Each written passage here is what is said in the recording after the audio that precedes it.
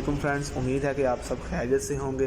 गुज़िश्ता दिनों में हमने स्टील स्क्रैप की मुख्तलिफ इक़साम, इंडक्शन फर्नेस का बेसिक प्रिंसिपल और इसमें मेल्टिंग फिनोमिना, लैडल और टंडिश के बारे में भी डिटेल से बात की थी।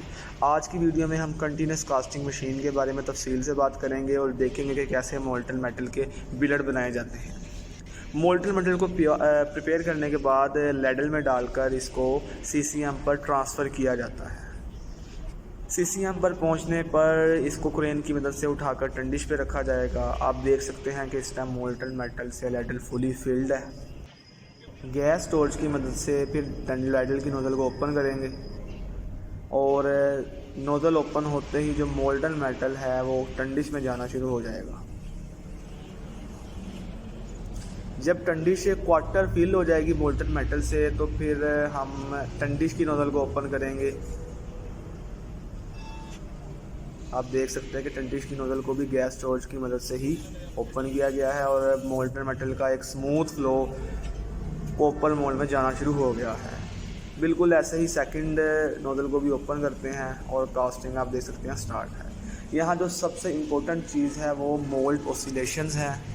मोल्ड ऑसिलेशंस को वॉल्यूम बटन की मदद से कम या ज़्यादा किया जा सकता है और मोल्ड ऑसिलेशंस का जो बेसिक पर्पज़ है वो मोल्टन मेटल को कॉपर मोल्ड की जो इनर सरफेस है उसके साथ स्टिक होने से बचाना है। इसके अलावा ये सरफेस क्वालिटी को भी बिलेट की बेहतर बनाती है और शेल टीयरिंग यानी जो इनिशियल शेल बनता है मोल्टन मेटल का उसको भी टीयर होने से बचाती है। मोल्ड बॉडी ऑसिलेशंस और बिलेट विड्रॉल स्पीड को वॉल्यूम बटन की मदद से कम या ज़्यादा किया जा सकता है। करंटली जो मोल्ड ऑसिलेशंस फ्रीक्वेंसी है वो 153 है, यानी 153 टाइम्स मोल्ड ऑसिलेट कर रहा है 1 मिनट में। और इसके अलावा 2.65 मीटर पर मिनट बिलेट की विड्रॉल स्पीड है। ये मोल्ड असम्बली है जो कि ऑसिलेट करती है।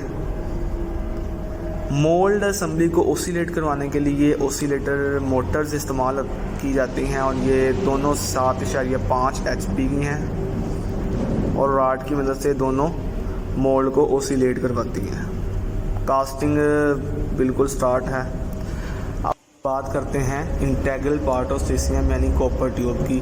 Copper tube excellent conductor of heat होता है और इसके अलावा आमतौर पर जो इसकी थिकनेस है वो 8 mm होती है और लेंथ इसकी 40 इंच है और रेडियस 22.5 है। इसका बेसिक पर्पस मोल्टन मेटल को टंडिश से रिसीव करके इसकी जो हीट है मोल्टन मेटल की उसको वाटर में ट्रांसफ़र करना है, यानी कि ये एक्सचेंज ऑफ हीट का काम करता है और इसने मोल्टन मेटल को सॉलिडिफाई करना होता है बिलेट की फॉर्म में।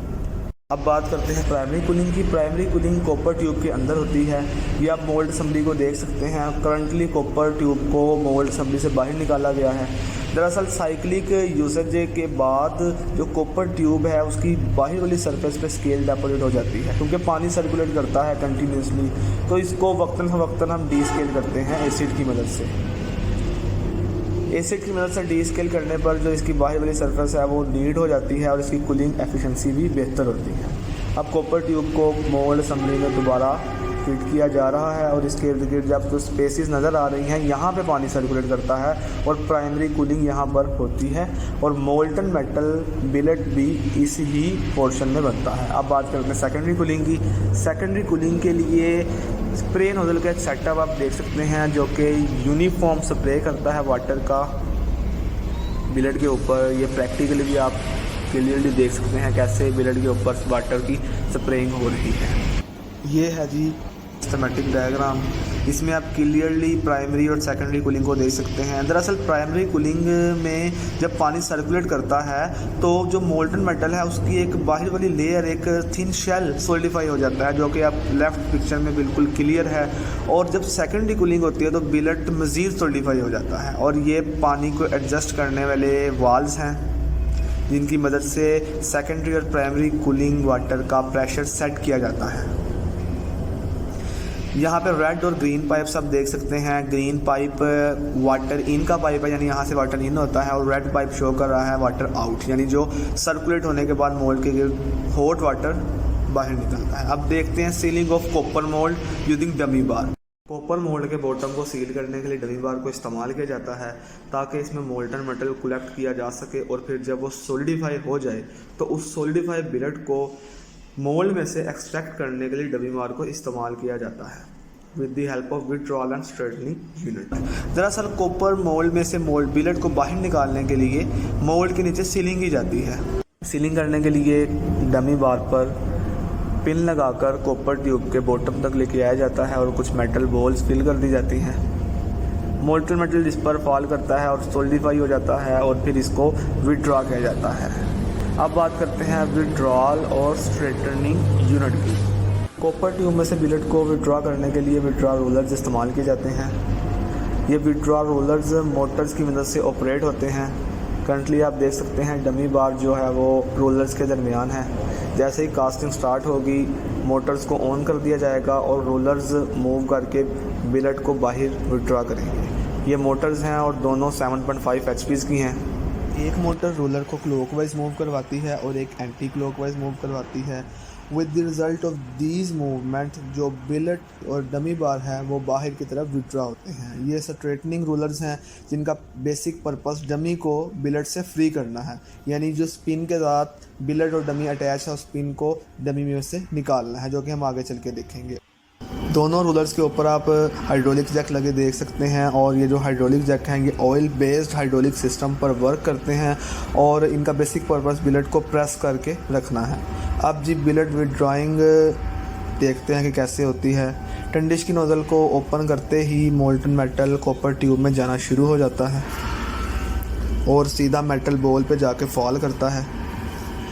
जैसे ही कॉपर ट्यूब क्वार्टर फिल हो जाती है मोल्टन मेटल से तो हम PLC सिस्टम में विड्रॉइंग मोटर्स का जो बटन है उसको प्रेस करते हैं और वो मोटर्स ऑन हो जाती हैं और रोलर्स मूवमेंट स्टार्ट कर देते हैं। एक क्लॉकवाइज और एक एंटी क्लॉकवाइज मूव करता है और इन मूवमेंट की वजह से जो डमी बार और बिलेट है वो कॉपर ट्यूब से बाहर आते हैं। डमी बार की जो स्पीड है यानी बिलेट विड्रॉइंग जो स्पीड है इसको हम वेरी कर सकते हैं।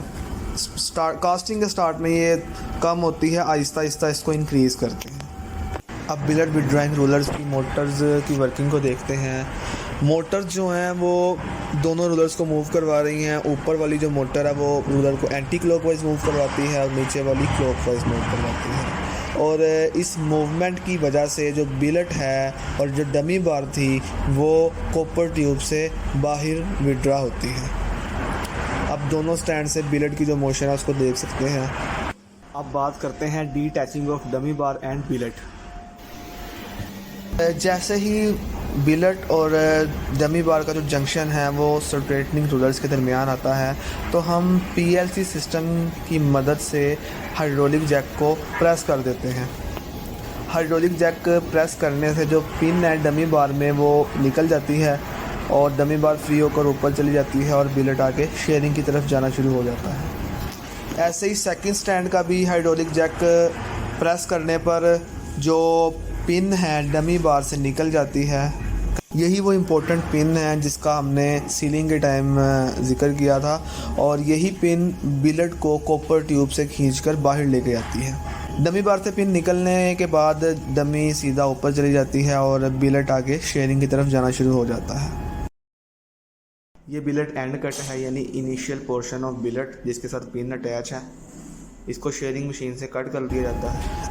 अब आप देख सकते हैं कि रोलर्स जो हैं विड्रॉइंग और स्ट्रेटनिंग रोलर्स बिलेट को स्मूथली कॉपर ट्यूब से बाहर लेकर आ रहे हैं। दोनों स्टैंड में जो विड्रॉइंग रोलर्स हैं उनकी स्पीड को हम अपनी मर्ज़ी के मुताबिक एडजस्ट कर देते हैं। करंटली आप देख सकते हैं कि एक बिलेट की विड्रॉइंग स्पीड 3.56 है और दूसरे की 3.01 है। विड्रॉइंग स्पीड का जो यूनिट है वो मीटर पर मिनट है, यानी बिलेट 3.56 मीटर पर मिनट की स्पीड से मोल्ड से बाहर आ रहा है। ये शेयरिंग मशीन है, ऑयल बेस्ड हाइड्रोलिक सिस्टम पे वर्क करती है, बिल्कुल ऐसे ही जैसा कि हमने विड्रॉल और स्ट्रेटनिंग यूनिट में जैक के बारे में देखा था। ये शेयरिंग ब्लेड्स हैं जो कि बिलेट को शेयर करते हैं। इन पाइप्स में जो ऑयल है वो यूज़ होता है शेयर करने के लिए बिलेट को।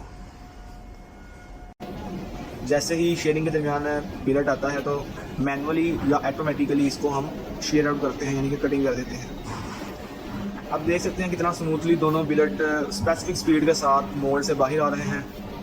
यहाँ से बिलेट को स्पेसिफिक साइज़ में कटिंग करके आगे रोलिंग मिल पे भेजा जाता है जहाँ पे उसका सरिया बनता है। ये जी ऑयल बेस्ड हाइड्रोलिक सिस्टम का डायल है। पाउंड्स पर इंची स्क्वायर और केजी पर सेंटीमीटर क्यूब दोनों यूनिट्स में यहाँ प्रेशर मेजर किया जा सकता है। आप देखेंगे कि जैसे ही शेयरिंग मशीन बिलेट पर कट लगाएगी तो जो नीडल है वो एक स्पेसिफिक वैल्यू तक राइज करेगी। करंटली प्रेशर की जो वैल्यू है 150 केजी पर सेंटीमीटर क्यूब है। दरअसल बिलेट को एक स्पेसिफिक साइज़ में ऑटोमेटिक कटिंग करने के लिए लिमिट लगाई जाती है और लिमिट को इलेक्ट्रिकली पीएलसी सिस्टम से कनेक्ट कर दिया जाता है। जैसे ही बिलेट शेयरिंग में से होता हुआ लिमिट तक टच होता है तो जो शेयरिंग मशीन है वो ऑटोमेटिकली बिलेट को कट करके रोलिंग मिल पे भेज देती है। और अब देखते हैं सीसीएम कंट्रोल रूम को, जिसमें पीएलसी सिस्टम लगा हुआ है। यहाँ से रोलर्स की स्पीड, हाइड्रोलिक सिस्टम और शेयरिंग मशीन को कंट्रोल करते हैं इलेक्ट्रिकली। ये शेयरिंग मशीन की सेटिंग है। आप इसमें देख सकते हैं कि जैसे ही स्टैंड 2 में शेयरिंग ने कट लगाया है तो बिलेट काउंट में 1 का इजाफा हुआ है और इजीली हम यहाँ पे बिलेट जितने भी कटिंग होकर आगे मिल पे जाएंगे उनको हम काउंट कर सकेंगे। ऑटोमेटिक कटिंग से बिलेट में साइज़ वेरिएशन नहीं आती और हमें एक स्पेसिफिक साइज़ जो है वो रोलिंग मिल को कन्वे करते हैं और बिलेट जो है वो रोलिंग मिल तक पहुंचाने के लिए ये कन्वेयर्स इस्तेमाल होती हैं जो मैकेनिकल ऑपरेट होती हैं। इन कन्वेयर के ज़रिए बिलेट रोलिंग मिल तक ट्रांसफ़र किया जाता है। अब नेक्स्ट वीडियो में हम बात करेंगे रोलिंग मिल से रिलेटेड कि बिलेट का सरिया कैसे बनता है।